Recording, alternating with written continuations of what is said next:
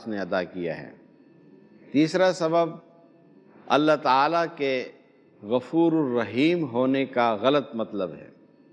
لوگوں سے جب کہا جاتا ہے کہ یہ گناہ کا کام ہے، اس میں اللہ کی ناراضگی ہے، اللہ تعالیٰ کو یہ پسند نہیں ہے، تو لوگ اس گناہ کو چھوڑنے کی بجائے کہتے ہیں نہیں جی اللہ تعالیٰ بڑا غفور الرحیم ہے۔ یہ غفور الرحیم کا اصل مطلب کیا ہے وہ بھی انشاءاللہ بیان کیا جائے گا۔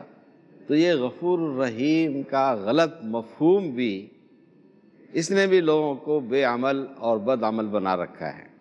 چوتھا سبب جو اعمال کے فضائل پر مبنی روایات اور احادیث ہیں وہ صحیح ہیں، لیکن ان کا مفہوم غلط سمجھا گیا ہے۔ تو ان فضائل اعمال کی روایات پر غلط اعتماد اور غلط تصور یہ بھی مسلمان قوم کی بد عملی اور بے عملی کا سبب ہے۔ اور پانچواں سبب فضائل اعمال کے سلسلے میں کئی ضعیف اور موضوع روایات لوگوں نے بنا رکھی ہیں، اپنی طرف سے فضیلتیں گھڑ رکھی ہیں، اور ان پر ہمارے مذہبی طبقے کے عوام کا بڑا اعتماد ہے۔ یہ بھی امت مسلمہ کو بد عمل و بے عمل بنانے میں بڑا کردار ادا کر رہی ہیں۔ چھٹا سبب اللہ کی رحمت سے مایوسی ہے۔ جب انسان بہت زیادہ گناہوں میں مبتلا ہوتا ہے، پھر کسی موقع پر اگر اس کے دل میں یہ داعیہ بھی پیدا ہوتا ہے کہ میں چلو توبہ کر لیتا ہوں، تو شیطان اس کے دل میں یہ بات ڈالتا ہے کہ تو اتنا سیاہ کار ہے، خطا کار ہے، اب تیری معافی کہاں ہو سکتی ہے، اب تیری مغفرت کس طرح ہو سکتی ہے۔ چنانچہ وہ اللہ کی رحمت سے مایوس ہو کر وہ اسی غلط راہ پر لگا رہتا ہے اور گناہ آلود زندگی سے توبہ نہیں کرتا۔ تو یہ اللہ کی رحمت سے مایوسی یہ بھی انسان کو بے عمل و بد عمل بنانے میں بڑا کردار ادا کرتی ہے۔ ساتواں سبب ہمارے مذہبی طبقے میں جو بدعات بدقسمتی سے رائج ہو چکی ہیں اور آباء و اجداد سے مذہب کے نام پر جو روایات رسومات چلی آ رہی ہیں، اور جس طرح مختلف اوقات میں مختلف بدعات بڑے اہتمام سے بڑے زور شور سے ان کو منایا جاتا ہے، جس طرح میلاد کا موقع آتا ہے، کسی بزرگ کی وفات کے موقع پر عرس کا موقع ہوتا ہے، اسی طریقے سے محرم کی رسومات ہیں، بعد از مرنے کے بعد کی رسومات ہیں، رسم قل، تیجا، ساتواں، 40واں، قرآن خوانی۔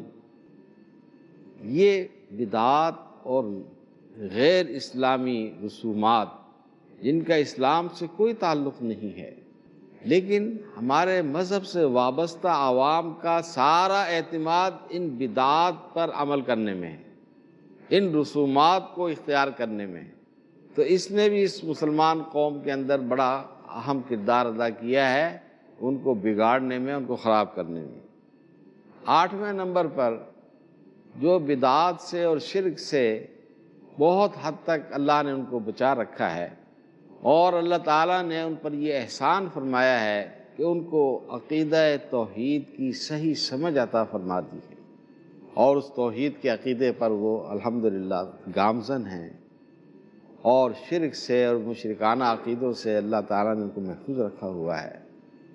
لیکن شیطان نے ان کے اندر بھی ایک یہ چیز پیدا کر دی ہے کہ تم تو موحد ہو، اللہ تعالیٰ کی توحید کے قائل ہو، اور اللہ کا فرمان ہے کہ مشرک کو اس نے معاف نہیں کرنا، لیکن شرک کے علاوہ دوسرے گناہ وہ معاف کر دے اگر چاہے گا تو اہل توحید کو اپنی توحید پر یہ غرہ، یہ دھوکہ، اس نے اہل توحید کو بھی بے عمل اور بد عمل بنا رکھا ہے۔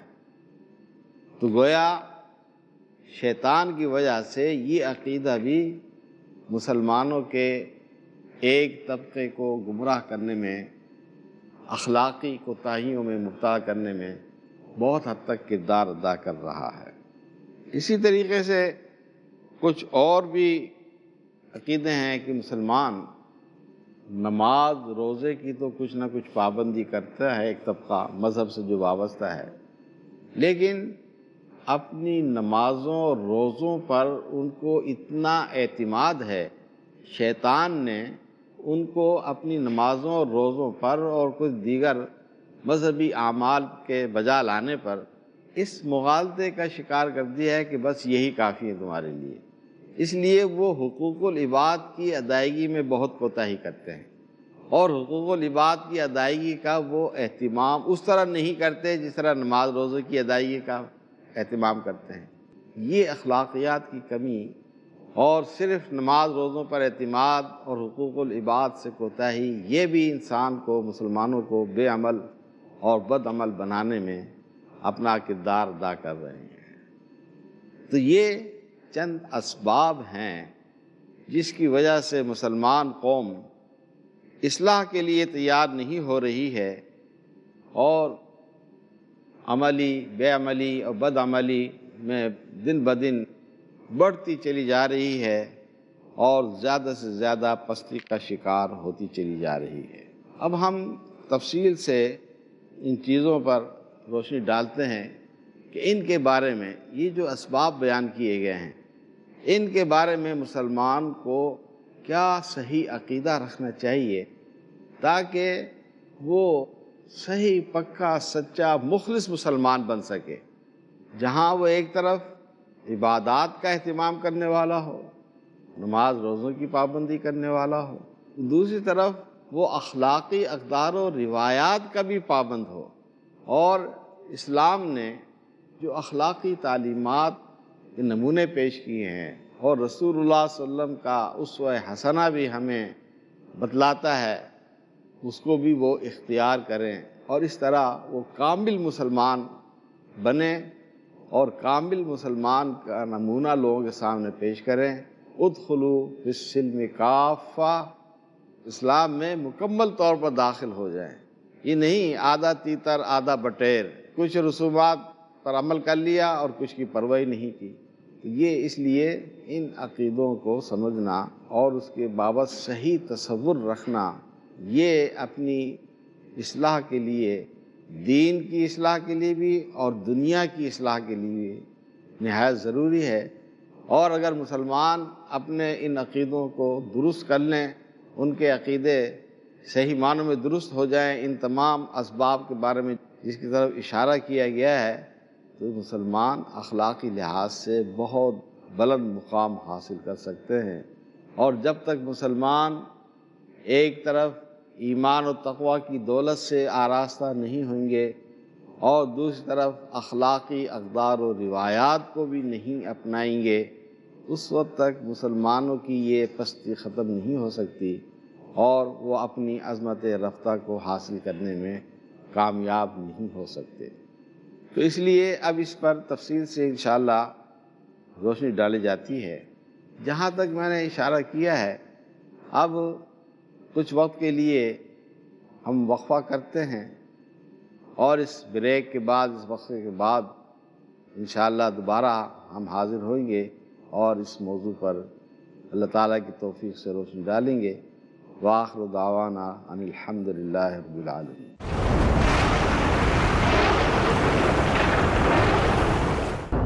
يا ضياء الصدور يا سراج البدور أحينا بالهدى من ظلام القبور۔ وزعمتم ہو نصارات و تمدن میں ہنود، یہ مسلمان ہیں جنہیں دیکھ کے شرمائے یہود۔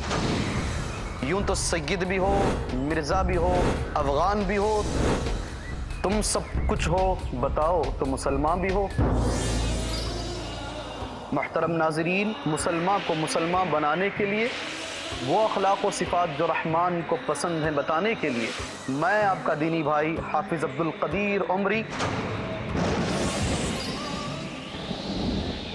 پروگرام لے کر کے آیا ہوں صفات عباد الرحمن۔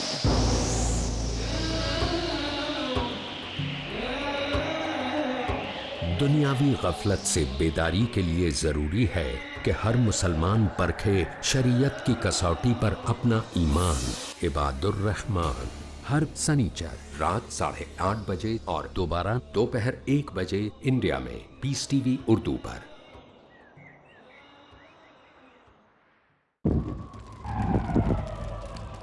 Dialogue, discussion, debate, rebuttal, conclusion. Eliminate misconceptions about religion. Get enlightened.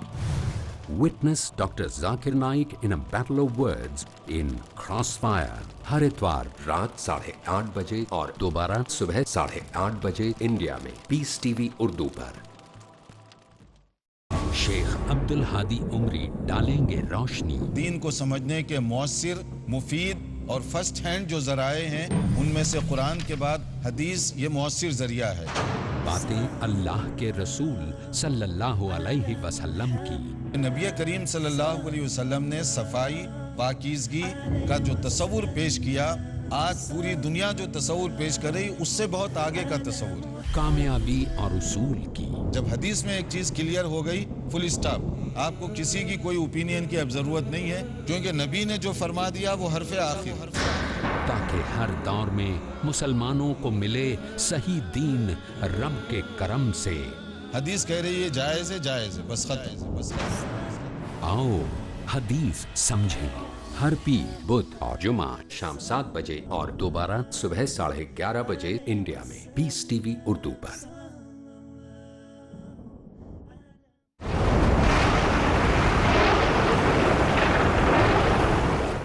السلام علیکم ورحمۃ اللہ وبرکاتہ۔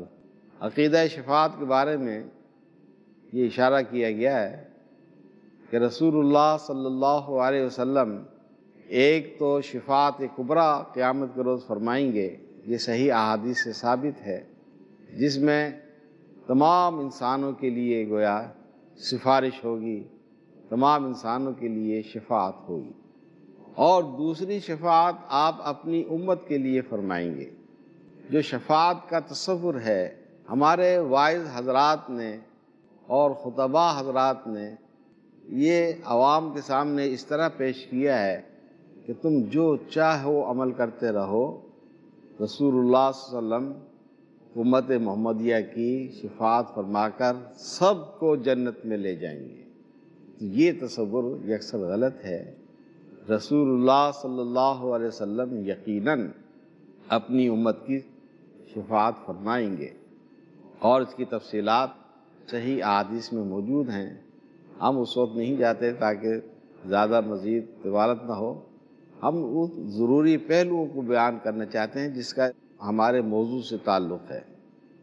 یہ شفاعت، اس کے بارے میں اللہ تبارک و تعالیٰ نے قرآن مجید میں فرمایا ہے، یومئذ لا تنفع الشفاعۃ الا من اذن لہ الرحمن ورضی لہ قولا، کہ اس دن شفاعت کسی کے کام نہیں آئے گی، الا من اذن لہ الرحمن، مگر جس کے لیے اللہ تبارک و تعالیٰ اجازت دے گا اور اللہ تعالیٰ اس کی بات کو پسند فرمائے گا۔ دوسری آیت میں اللہ تعالیٰ نے فرمایا، وَكَم مِّن مَلَكٍ فِي السَّمَاوَاتِ لَا تُغْنِي شَفَاعَتُهُمْ شَيْئًا إِلَّا مِن بَعْدِ أَن يَأْذَنَ اللَّهُ لِمَن يَشَاءُ وَيَرْضَىٰ، کہ آسمان میں کوئی فرشتہ اس کی شفاعت کسی کے کام نہیں آئے گی مگر اللہ تعالیٰ کی اجازت دینے کے بعد، اور اللہ تعالیٰ جس کو چاہے گا اجازت دے گا، جس کے لیے پسند فرمائے گا اس کے لیے اجازت دے گا۔ ایک اور مقام پر اللہ تعالیٰ فرماتا ہے، من ذا الذی یشفع عندہ الا باذنہ، اللہ کے پاس اللہ کی اجازت کے بغیر کون سفارش کر سکتا ہے، یعنی کوئی نہیں کر سکے گا۔ ولا یشفعون الا لمن ارتضی وهم من خشیتہ مشفقون، وہ نہیں سفارش کریں گے مگر اسی کے لیے جس کے لیے اللہ تبارک و تعالیٰ پسند فرمائے گا، اور وہ سفارش بھی اللہ سے ڈرتے ہوئے کریں گے۔ ان آیات سے یہ بات معلوم ہوئی ایک تو شفاعت صرف وہی کرے گا جس کو اللہ تبارک و تعالیٰ اجازت دے گا۔ یہ نہیں ہے جس طرح دنیا میں بہت سے پیر اپنے مریدوں کو کہتے ہیں کہ تم ہمارے خدمت میں نذرانے پیش کر دیا کرو، یا جب ہم مر جائیں گے تو تم ہماری قبر پر آ کر ہمارے عرس کے موقع پر شامل ہو جایا کرو، ہم تمہاری سفارش کریں گے۔ تو یہ سب غلط تصورات ہیں جس نے عوام کو گمراہ کیا ہوا ہے۔ وہاں کوئی پیر، کوئی بزرگ جب تک اللہ تعالیٰ اجازت نہیں دے گا اس وقت تک وہ سفارش کر ہی نہیں سکے گا۔ رسول اللہ صلی اللہ علیہ وسلم کو بھی اجازت اس وقت ملے گی جب آپ سجدہ ریز ہو کر اللہ کی بارگاہ میں اپنی امت کے لیے سفارش کا حق طلب کریں گے تو اللہ تعالیٰ پھر آپ کو اجازت دے گا۔ آپ کی اجازت کے بغیر رسول اللہ صلی اللہ علیہ وسلم بھی سفارش نہیں کریں گے۔ اور دوسری بات قرآن مجید نے یہ بیان فرمائی ہے کہ سفارش صرف ان لوگوں کے لیے ہوگی جن کے لیے اللہ تبارک و تعالیٰ پسند فرمائے گا۔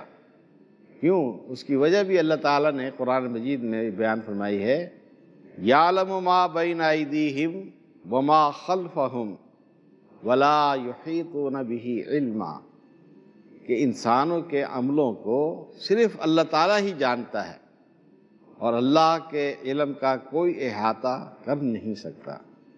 تو یہ اللہ کو علم ہے کہ کون شخص کتنا گناہگار ہے اور اس کا گناہ اس قابل بھی ہے یا نہیں کہ کسی کی سفارش سے وہ معاف ہو سکے۔ کیونکہ ہم دنیا میں بھی دیکھتے ہیں بڑا سے بڑا بادشاہ، اس کے جو مقربین ہوتے ہیں اس کی بارگاہ میں، تو وہ بھی ہر ایک کی سفارش نہیں کر سکتے، وہ بھی صرف انہی کی سفارش کرتے ہیں جن کی بابت ان کو پتہ ہوتا ہے کہ چھوٹا بڑا جرم ہے، اگر ہم بادشاہ سے استدعا کریں گے، عرض کریں گے تو ہمیں امید ہے کہ بادشاہ ہماری بات مان لے گا اور ان کو معاف کر دے گا۔ لیکن جو مملکت کے بڑے بڑے مجرم باغی ہوتے ہیں ان کی تو شفاعت کرنے کی دنیا میں بھی کسی شخص کی ہمت نہیں ہوتی۔ تو چاہے جائے کہ اللہ کی بارگاہ میں جو اللہ کے بڑے بڑے مجرم ہوئیں گے، اللہ کے باغی ہوئیں گے، اللہ کی ذات کے ساتھ شرک کا ارتکاب کرنے والے ہوئیں گے، تو اللہ تعالیٰ ان کی بابت کس طرح شفاعت کرنے کی اجازت دے گا؟ تو اللہ تعالیٰ کو تو پتہ ہے، شفاعت کرنے والوں کو تو پتہ نہیں۔ تو حتیٰ کہ رسول اللہ صلی اللہ علیہ وسلم کو بھی اپنے ہر امتی کے بارے میں پتہ نہیں ہوگا کہ یہ کس انداز کا مجرم ہے، یہ کتنا بڑا گناہگار ہے۔ یہ تو صرف اللہ کے علم میں ہے، اللہ کے سوا کسی کو کسی مجرم کا، کسی گناہگار کا پتہ نہیں چل سکے گا کہ یہ کتنا بڑا جرم کا اس نے ارتکاب کیا ہوا ہے، کتنا بڑا مجرم ہے، یہ کتنا بڑا گناہگار ہے۔ تو دوسری بات یہ ہے کہ ایک تو یہ کہ اللہ تعالیٰ کی اجازت کے بغیر کوئی شخص بھی سفارش کرنے کی ہمت نہیں کر سکے گا، وہی سفارش کرے گا جس کو اللہ تعالیٰ اجازت دے گا۔ دوسری بات یہ ہے کہ شفاعت بھی صرف انہی لوگوں کے حق میں ہوگی جن کی بابت اللہ تعالیٰ اجازت دے گا، اس لیے کہ عملوں کی حقیقت صرف اللہ تعالیٰ ہی جانتا ہے، اس کے علاوہ کوئی نہیں جان سکتا۔ تو اس سے یہ لوگوں میں جو غلط عقیدت شفاعت کے بارے میں پھیلایا گیا ہے اس کی نفی ہو جاتی ہے کہ لوگ کہتے ہیں جو مرضی کرو جی ہم تمہیں بخشوا لیں گے یا ہمارے پیغمبر بخشوا لیں گے۔ ایسا نہیں ہوگا، وہ ہاں صرف اللہ کی مشیت سے ہی سب کچھ ہوگا، اور اللہ تعالیٰ ظاہر بات ہے ایسے لوگوں کی بابت کبھی بھی شفاعت کی اجازت نہیں دے گا جو اللہ تعالیٰ کی نظر میں بڑے مجرم ہوئیں گے، بڑے باغی ہوئیں گے، یا شرک کا ارتکاب کر کر وہاں گئے ہوں گے، یا بڑے بڑے گناہ جس کو کبیرہ گناہ کہا جاتا ہے۔ اگر اللہ تعالیٰ چاہے گا کہ ان کو تو سزا دینی ہے، جس طرح کہ حدیث میں آتا ہے، اس کی تفصیلات آتی ہیں، تو وہ کس طرح یہ ہم کہہ سکتے ہیں کہ اللہ تعالیٰ سب کو یوں ہی الٹپ اجازت دے گا کہ ہاں اپنی امت کے لوگوں کی جس طرح چاہو سفارش کر لو؟ یہ تو ہو ہی نہیں سکتا، یہ تو صحیح احادیث کے بھی خلاف ہے۔ اللہ تعالیٰ جن لوگوں کو ان کے جرائم کی وجہ سے، ان کے گناہوں کی وجہ سے جہنم میں بھیجنے کا فیصلہ کرے گا تو ان کے حق میں اللہ تعالیٰ سفارش کرنے کی اجازت بھی کس طرح دے سکتا ہے؟ نہیں دے گا۔ اب جیسے مثال کے طور پر میدان حشر ہی کا واقعہ ہے، احادیث میں آتا ہے کہ امت کا ایک گروہ وہ رسول اللہ صلی اللہ علیہ وسلم کے حوض کوثر کی طرف جا رہا ہوگا، تو فرشتے ان کو وہاں جانے سے روک دیں گے۔ رسول اللہ صلی اللہ علیہ وسلم دیکھ کر فرشتوں سے کہیں گے کہ ان کو آنے دو، یہ تو میری امت کے لوگ معلوم ہوتے ہیں۔ فرشتے جواب دیں گے کہ بے شک یہ آپ کی امت کے لوگ ہیں، لیکن یہ وہ لوگ ہیں انک لا تدری ما احدثوا بعدک، اے پیغمبر آپ کو نہیں معلوم کہ آپ کے بعد انہوں نے دین میں کیا کیا بدعتیں ایجاد کر لی تھیں۔ تو رسول اللہ صلی اللہ علیہ وسلم فرشتوں کا یہ جواب سن کر فرمائیں گے سحقاً سحقاً لمن بدل بعدی، ان کے لیے دوری ہو، ان کے لیے دوری ہو، ان کے لیے ہلاکت ہو جنہوں نے میرے بعد میرے دین کو بدل دیا۔ اب آپ دیکھ لیں کہ امت کا ایک گروہ وہ رسول اللہ صلی اللہ علیہ وسلم کی طرف جا رہا ہے، فرشتے ان کو روک دیتے ہیں، اور فرشتوں کی وضاحت کرنے کے بعد خود رسول اللہ صلی اللہ علیہ وسلم بھی ان سے اظہار بیزاری فرما دیتے ہیں۔ تو اب ان کی سفارش کس طرح ہو سکتی ہے؟ اسی طریقے سے اور بھی کئی ایسے عمل ہیں جن کے بارے میں سخت وعیدیں احادیث میں بیان ہوئی ہیں۔ جیسے ایک حدیث میں رسول اللہ صلی اللہ علیہ وسلم نے فرمایا ثلاثۃ لا یکلمہم اللہ یوم القیامۃ ولا ینظر الیہم ولا یزکیہم ولہم عذاب علیم، کہ تین لوگ ہوئیں گے قیامت کے دن اللہ تبارک و تعالی ان سے نہ گفتگو فرمائے گا، نہ اپنی رحمت کی نظر سے ان کی طرف دیکھے گا، اور نہ ان کو پاک کرے گا گناہوں سے، بلکہ ان کے لیے دردناک عذاب ہوگا۔ حضرت ابو ذر جو اس حدیث کے راوی ہیں رضی اللہ تعالی عنہ، تین آدمیوں کے بارے میں جب رسول اللہ صلی اللہ علیہ وسلم نے اس بات کی وضاحت فرمائی کہ اللہ تعالیٰ ان سے قیامت کے دن کلام بھی نہیں فرمائے گا، ان کی طرف دیکھے گا بھی نہیں، ان کو پاک بھی نہیں کرے گا، بلکہ ان کے لیے دردناک عذاب ہوگا، تو حضرت ابو ذر رضی اللہ تعالیٰ عنہ نے پوچھا خوابوا و خسروا من ہم یا رسول اللہ، یہ لوگ تو بڑے نامراد ہیں، ناکام ہو گئے، کون ہیں اے اللہ کے رسول یہ لوگ، یہ تین قسم کے لوگ کون؟ آپ نے فرمایا ایک وہ جو اپنی شلوار پجامہ تہبند ٹخنے سے نیچے لٹکائے رکھنے والا ہوگا، دنیا میں وہ اس طرح کا ارتکاب کرتا رہا ہوگا، اور دوسرا والمنان، احسان کر کے احسان جتلانے والا، والمنفق صلعتہ بالحلف الکاذب، اور تیسرا وہ شخص جو جھوٹی قسمیں کھا کر اپنے سودے کو فروغ دیتا تھا، بیچتا تھا، اور لوگوں کو اس کے خریدنے پر آمادہ کرتا تھا جھوٹی قسمیں کھا کر۔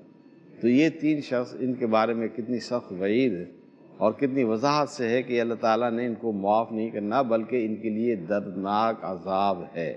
اب یہ اس قسم کے تین افراد رسول اللہ صلی اللہ علیہ وسلم کی شفاعت کے کسی طرح مستحق ہو سکتے ہیں، یا اللہ تعالیٰ ان کے بارے میں اپنے پیغمبر کو اجازت دے گا کہ ہاں ان کی سفارش کر دو میں ان کو معاف کر دوں گا؟